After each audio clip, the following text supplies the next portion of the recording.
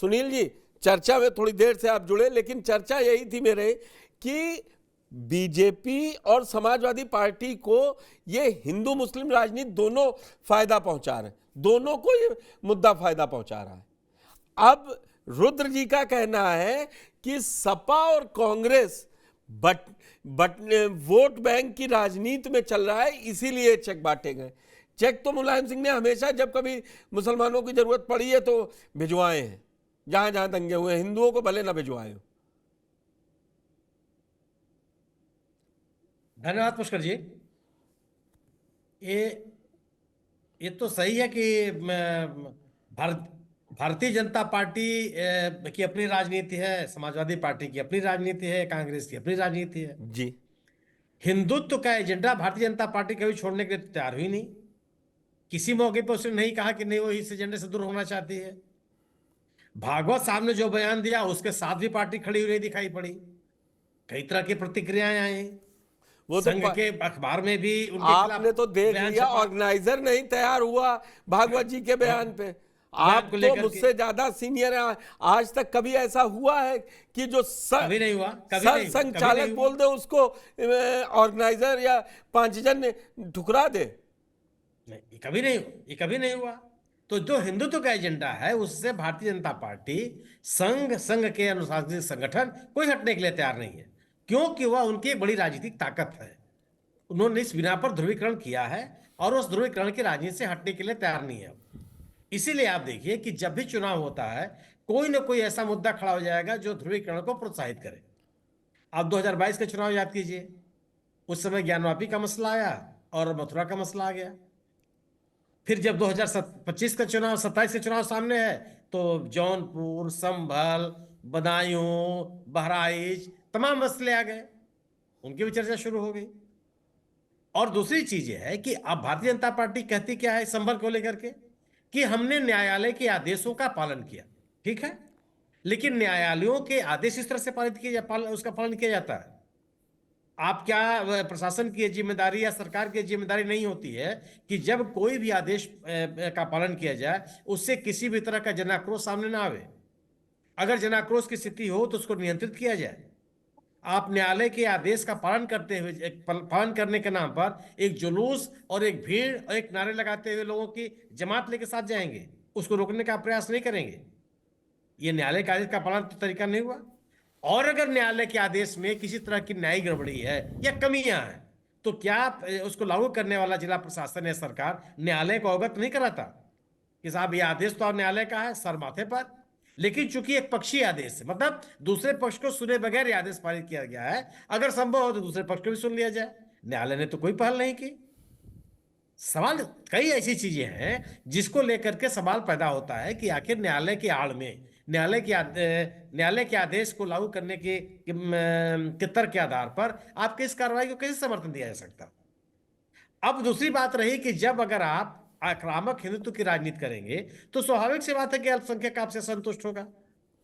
तो अल्पसंख्यकों के साथ कौन खड़ा हो? अगर जो खड़ा हो राजनीति करने लगेगा उसके साथ तो खड़ा होना पड़ेगा। एक दौर आज की स्थिति तो आ गई है कि कम से कम अल्पसंख्यकों के मुद्दे पर राजनीतिक दल बोलने लगे। आप याद कीजिए अभी पिछले सालों में क्या हो रहा था कि अल्पसंख्यकों के साथ कोई खड़ा होने के लिए तैयार नहीं था। अब मुझे आप याद कर लीजिए पुष्कर जी, आपको तो ढेर सारी चीजें याद रहती हैं कि अल्पसंख्यकों के मकान गिरा दिए गए, अब अतिक्रमण के नाम पर कई चीजें हटाई गई, गिरफ्तारियां हुई। किससे मिलने के लिए समाजवादी पार्टी के नेता, समाजवादी पार्टी के लोग गए? कहां खड़े हुए? क्योंकि अल्पसंख्यकों से जुड़ा हुआ मुद्दा था और बात यह कही जा रही थी कि आप अल्पसंख्यकों के साथ खड़े होंगे तो वो संख्यक नाराज हो जाएंगे।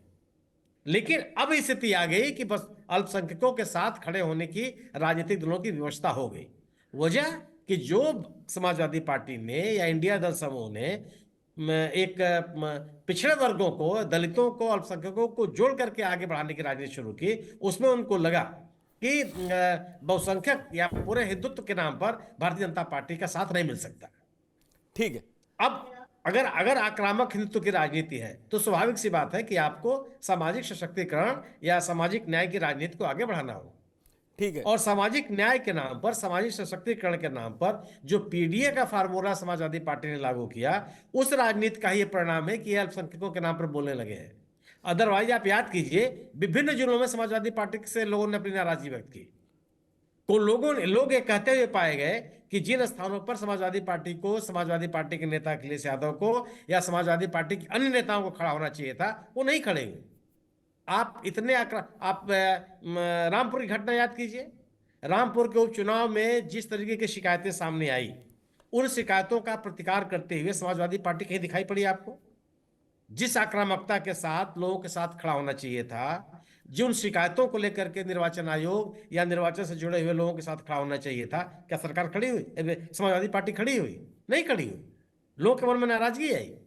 आप आजमगढ़ को याद कर लीजिए, आप इलाहाबाद में, प्रयागराज में आप याद कीजिए, जब वो घटना घटी थी नुपुर शर्मा के बयान को लेकर के लोगों के मैंने आक्रोश व्यक्त किया था, पुलिस ने लाठीचार्ज किया, कई लोग गिरफ्तार किए गए, कई लोगों के मकान गिरा दिए गए। कौन उन नेताओं से मिलने गया? भारतीय जनता समाजवादी पार्टी के लोग। एक समय था, लेकिन अब जब इन्होंने सामाजिक सशक्तिकरण की राजनीति की, तो उनके सामने यह हुआ कि अब ये अल्पसंख्यकों के साथ खुल के खड़े हैं। लेकिन मेरा अपना मानना यह है कि समाजवादी पार्टी अल्पसंख्यकों का विश्वास इसलिए भी हासिल कर पाई कि कांग्रेस उसके साथ है।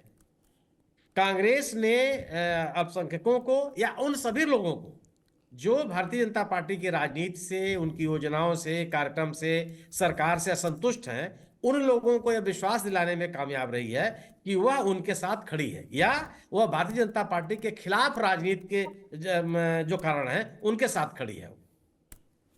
इसलिए अगर आप कांग्रेस से की बात करेंगे, तो क्या अल्पसंख्यकों का जन समर्थन मायावती जी के साथ नहीं था? मायावती के साथ क्यों खिसक गया? सबसे बड़ा समर्थक वर्ग हो गया था मायावती जी का जब उत्तर प्रदेश राज्य। सुनील जी, आपकी इस बात से मैं थोड़ा सा इत्तेफाक नहीं रहता हूं।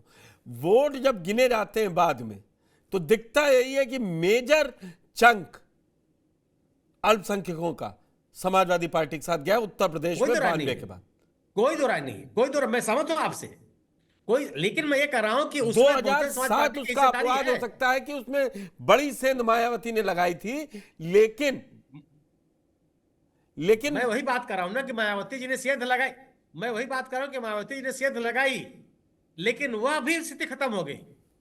आज अल्पसंख्यक वर्ग पूरी तरह से समाजवादी पार्टी और इंडिया गठबंधन के साथ ही है। उनको ये लगता है कि ये जो गठबंधन है, या और आप देखिए, इंडिया दल समूह जिस किसी भी राज्य में, उत्तर प्रदेश में समाजवादी पार्टी के नेतृत्व में इंडिया गठबंधन की राजनीति चलेगी, पश्चिम बंगाल में टीएमसी के साथ राजनीति चलेगी, दिल्ली में केजरीवाल के साथ चलेगी ऐसा। लेकिन हिमाचल प्रदेश में कांग्रेस की चलेगी, राजस्थान में कांग्रेस की चलेगी।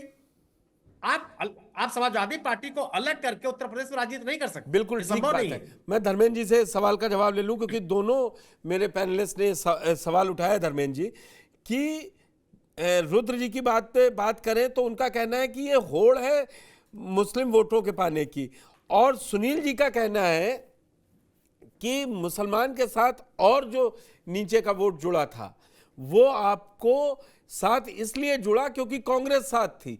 और अगर क्या आपके और कांग्रेस में कुछ उठापटक चल रही है? पहले तो ये क्लियर कर दीजिए।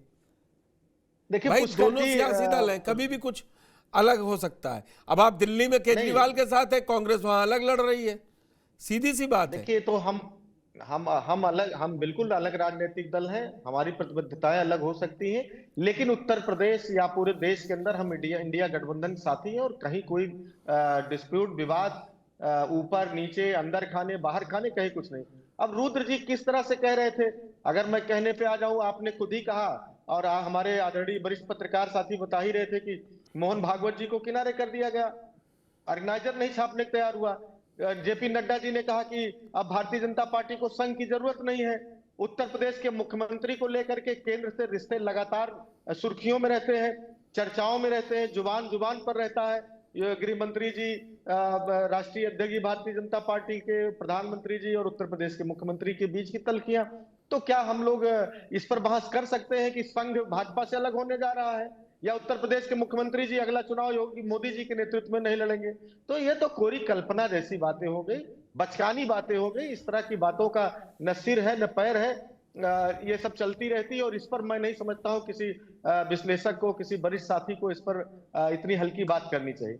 अब दूसरी बात आते हैं, जिस तरह से कमोबेश संभल की घटना को लेकर के हमारे वरिष्ठ पत्रकार साथी कह रहे थे कि घटना में सर्कमस्टेंसेस चांसेस देखते देखते जाइए, वो हम पहले भी कह चुके हैं कि प्रशासन तो सीधे सीधे लगा हुआ था इस घटना को कराने में।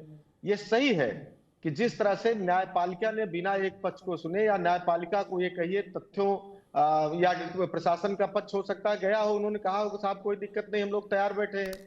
निर्वाचन होना था, अगले दिन चुनाव था, और उसी कॉन्स्टिट्यूएंसी के एक विधानसभा में चुनाव होता है। चुनाव आप जानिए पूरी मशीनरी लग जाती है, एक साथ चुनाव नहीं करा पाते, अगल बगल की फोर्स मंगानी पड़ती है। लेकिन संभल का प्रशासन किस तरह से तैयार बैठा था, चूंकि उसको नैरेटिव सेट करना था कि हमको किस तरह से इस अमन चैन को यहाँ के बिगाड़ देना है।